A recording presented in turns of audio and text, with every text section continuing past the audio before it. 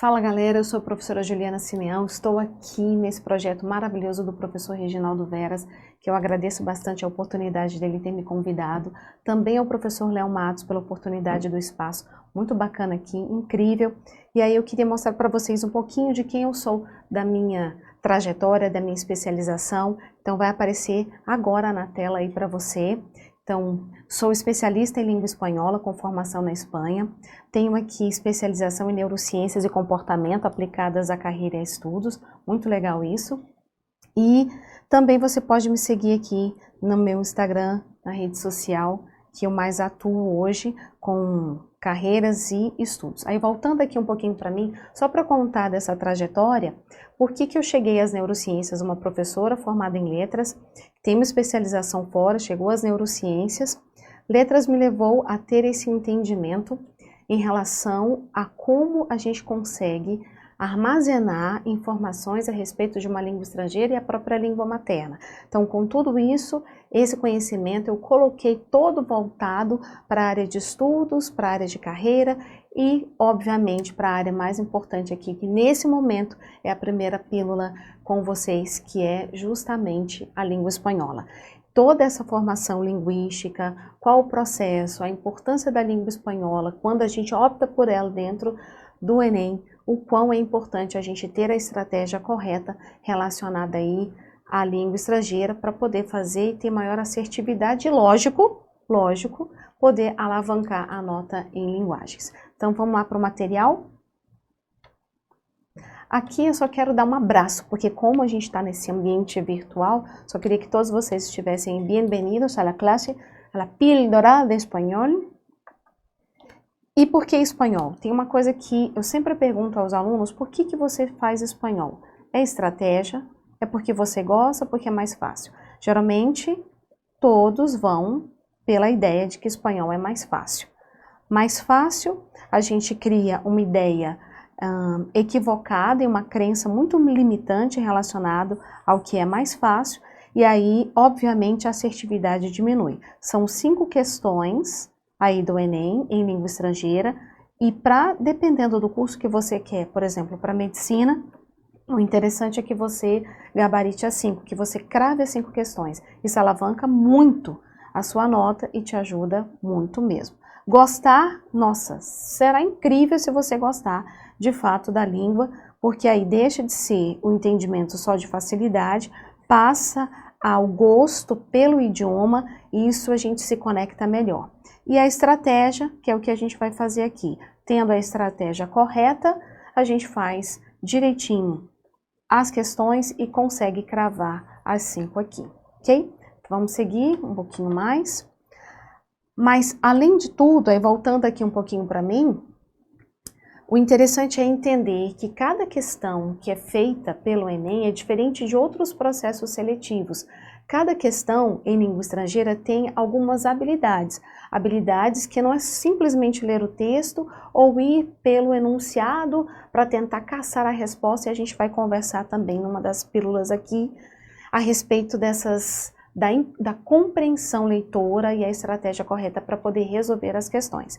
Então a gente tem que entender como funciona, qual a tipologia textual que cai mais dentro da parte de língua estrangeira, no caso espanhol no Enem. Aí voltando para o material, voltando aqui na tela, a gente vê que texto jornalístico e os textos que caem mais, e aí houve uma atualização em relação à língua estrangeira, no Enem como um todo, então a gente tem aí textos que vão vir pós-pandemia, mas mesmo assim textos na língua estrangeira relacionados, textos jornalísticos relacionados à cultura hispano-americana. Então tem que dar uma olhadinha o que está acontecendo ou vem acontecendo desde 2020, pós-pandemia nos países aí.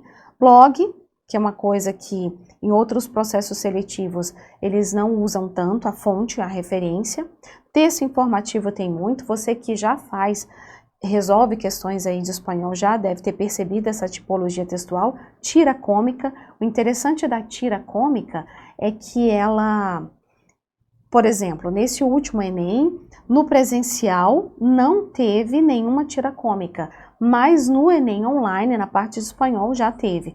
Então, a gente tem que estar preparado. Eu me lembro de 2018, que não teve nenhuma questão de tira cômica ou imagem, linguagem verbal e não verbal, onde o aluno se perdeu um pouquinho ali, porque foram vários textos. Ensaio, poema, por incrível que pareça, tem muita gente que tem medo, porque justamente no ensino médio, e aí voltando aqui um pouquinho para mim, para eu fazer esse comentário, tem muita gente que, eu só vi o verbo hablar, muy, mucho, el, la, los e las, e não vi nada de poema, não vi nada de cultura hispânica, então aí é importante a gente poder dar uma olhada e não entender de toda a literatura hispano-americana, são 21 países que falam espanhol, então não tem como a gente entender de todas, mas os principais autores, ler um pouco, ser curioso mesmo, é importante, a gente vai conversar sobre isso.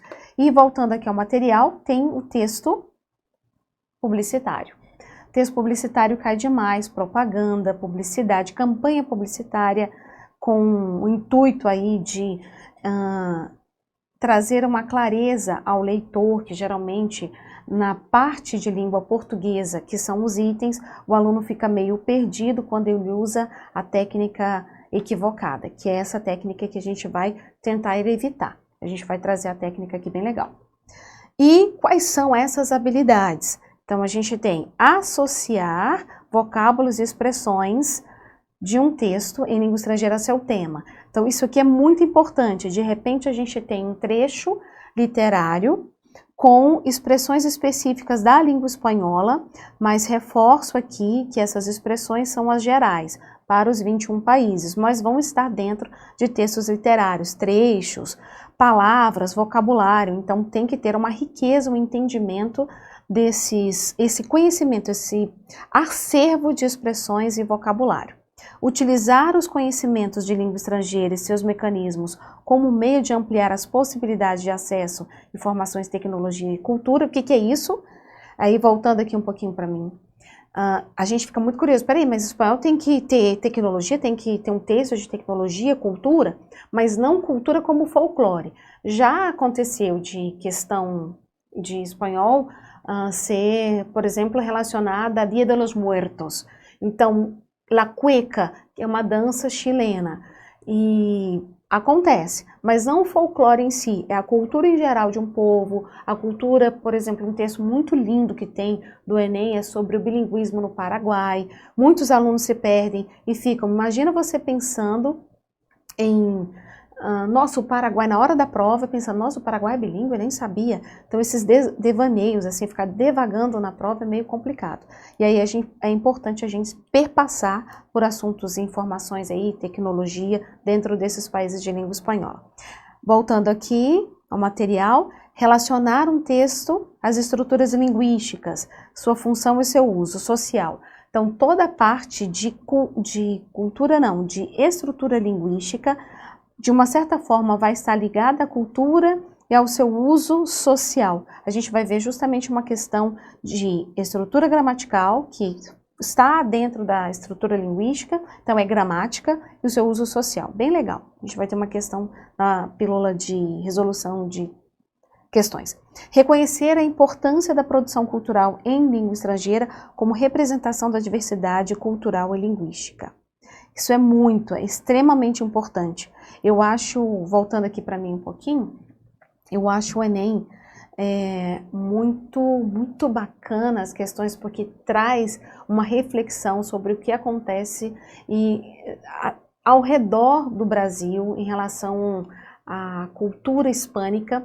Tem coisas da Espanha muito pouco, mas é mais aqui da América Latina. E faz com que a gente tenha esse olhar, um olhar mais acolhedor para essa língua tão importante, né? Então, aqui a gente tem as habilidades que são importantes. Sejam curiosos, isso é que vai fazer com que você tenha. E aí, voltando só para dar uma olhadinha no material, olha só. Sejam curiosos. Cada aluno que optou por espanhol tem que ter essa curiosidade a respeito de o que está acontecendo nesses últimos anos aí, de 2020 para cá, pós-pandemia, nesses países. Quais são as expressões, vocábulos? Então, a curiosidade vai fazer com que você tenha mais acervo, mais conhecimento e te ajudar na interpretação. E aí tem algumas sugestões aqui para que você melhore esse acervo. Tem aqui que você pode baixar no seu celular, pode colocar o site também do lingui.com. Eu uso muito para tradução técnica, a gente usa bastante. Aqui tem YouTube, ficou de YouTube, né? Tá faltando um aqui, YouTube. Então tem aulas específicas, tem um canal que eu vou colocar aqui, Prof. dele.